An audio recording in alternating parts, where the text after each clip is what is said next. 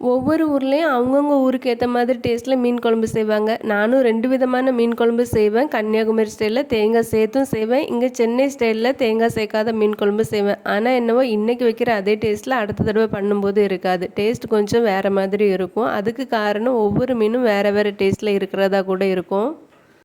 அதனால் இப்போல்லாம் மீன் குழம்பு எப்போ செஞ்சாலும் இந்த ஒரே மெத்தடில் தான் பண்ணுவேன். இந்த டேஸ்ட் எங்கள் வீட்டில் இருக்கிற எல்லாருக்குமே ரொம்ப பிடிக்கும். இன்றைக்கி மாங்காய் முருங்கைக்காய் போட்டு தான் குழம்பு செய்ய போகிறேன். மீன் குழம்புக்கு கொஞ்சம் புளிப்பு காரம் இது ரெண்டுமே கொஞ்சம் தூக்கலாக இருக்கிற மாதிரி செஞ்சால் டேஸ்ட் ரொம்ப சூப்பராக இருக்கும். நான் இன்றைக்கி எப்படி செய்கிறேன்னு பார்க்கலாமா? இப்போ கடாயில் கொஞ்சமாக எண்ணெய் ஊற்றி அதில் கட் பண்ணி வச்ச பெரிய வெங்காயம் சின்ன வெங்காயம் ரெண்டையும் சேர்த்து கட் பண்ணி வச்ச தக்காளி கருவேப்பிலை பூண்டு சேர்த்து வதக்கி ஒரு 2 நிமிஷம் மூடி போட்டு வதக்கணுன்னா தக்காளி நல்லா குழஞ்சி வந்துடும். அப்புறம் வத்தல் பொடி மல்லிப்பொடி சேர்த்து அந்த எண்ணெயிலே 2 நிமிஷம் வதக்கிட்டு ஸ்டவ் ஆஃப் பண்ணி வதக்கி வச்ச மசாலாவை ஆற வச்சுருக்கேன்.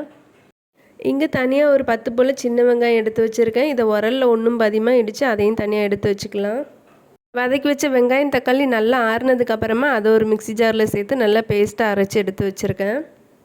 இப்போ ஸ்டவ் ஆன் பண்ணிவிட்டு கடாயில் கொஞ்சமாக எண்ணெய் ஊற்றி எண்ணெய் நல்லா காஞ்சதும் 1/4 ஸ்பூன் கடுகு 1/4 ஸ்பூன் வெந்தயம் போட்டு நல்லா பொரிஞ்சு வந்ததும் இடித்து வச்ச சின்ன வெங்காயம் 2 கொத்து கருவேப்பிலை சேர்த்து நல்லா வதக்கிட்டு ஒரு 5 பச்சை மிளகாயும் கீறி உள்ளே சேர்த்துருக்கேன். இந்த பச்சை மிளகாவும் இந்த இடித்த சின்ன வெங்காயமும் சேர்த்து வதக்குறது குழம்புக்கு நல்ல ஒரு ஃப்ளேவர் கொடுக்கும். இப்போ அரைச்சி வச்ச மசாலா பேஸ்ட்டையும் சேர்த்து கட் பண்ணி வச்ச மாங்காய் முருங்கைக்காவையும் போட்டிருக்கேன். இன்றைக்கி மாங்காய் முருங்கைக்காய் போட்டு மீன் குழம்பு பண்ணலான்னு சொல்லி தான் வாங்கிட்டு வந்திருந்தேன். அப்படியே கரைச்சி வச்ச புளி தண்ணியும் ஊற்றி தேவையான அளவு உப்பும் தண்ணியும் சேர்த்து நல்லா தலன்னு குழம்பு கொதிச்சு வந்ததுக்கப்புறமா க்ளீன் பண்ணி வச்ச மீனையும் போட்டு ஒரு 10 நிமிஷம் கொதிக்க விட்டு இறக்கிட்டோன்னா நல்லா கமகமன் மீன் குழம்பு சூப்பராக ரெடி ஆகிரும். மீன் குழம்பு ரொம்ப தண்ணியாகவும் இல்லாமல் கெட்டியாகவும் இல்லாமல் இருந்தால் சூப்பராக இருக்கும்.